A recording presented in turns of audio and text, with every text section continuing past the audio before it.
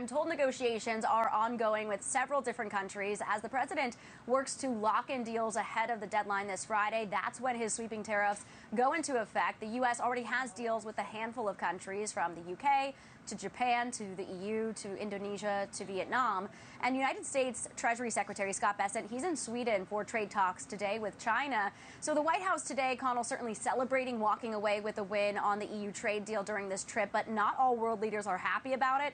The Hungarian Prime Minister Viktor Orban mocked the new U.S.-EU trade deal, saying, quote, "This isn't an agreement. This is Trump simply eating von der Leyen for breakfast," end quote. Oh, boy. Connell. That's not right. Ah, man, we're going to get some bagpipers for you, by the way, on the lawn. Thank you, Kelly. Let's bring this to the one and only Geraldo Rivera, who joins us now, our NewsNation correspondent at large. Hey, yeah, hey there, Geraldo. So Orban says that Trump basically, as I said at the top. Where are my bagpipes? You should. I figured you'd play your own if anybody was going to do it. Orban says essentially what I said at the top is that Trump took them to the cleaners on this deal. Let me put it up on the tablet. He's like, all right, now 15's where we're starting. That's kind of the baseline rate. We're going to talk about this later in the hour because I think it's interesting.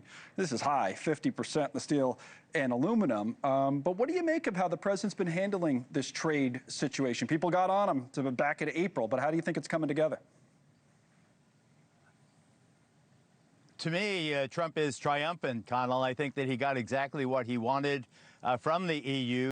I also think that it clarifies the relationship between that huge block of nations, 27, I think, nations in Europe and the United States, makes things much fairer.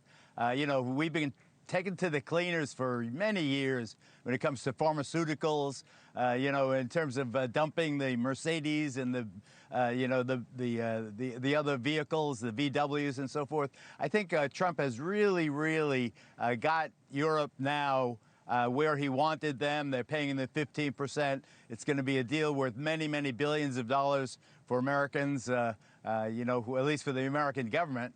I think there's also this fascinating possibility that Trump will cut checks to all Americans based on the billions of dollars in tariff money that are pouring into the Treasury. But this is, make no mistake about it, this is a very big deal. Europe caved. Trump wins, the United States wins, U.S. car makers win, U.S. drug makers win, U.S. consumers presumably win. We'll see as we go forward. But if it weren't for, I mean, Gaza is such a big story, Connell, as you've been indicating. That and Epstein, you know, maybe on the tabloid side. If it weren't for those two major distractions, I think Trump would be taking you know, an extraordinary victory lap right now, because he has really put Europe in a place where they are not going to be ripping off America anymore, Connell. Well, I agree with you on Gaza, like I said. Thank you for watching. Subscribe below and download our NewsNation app right now on your phone, and you will get fact-based, unbiased news for all Americans.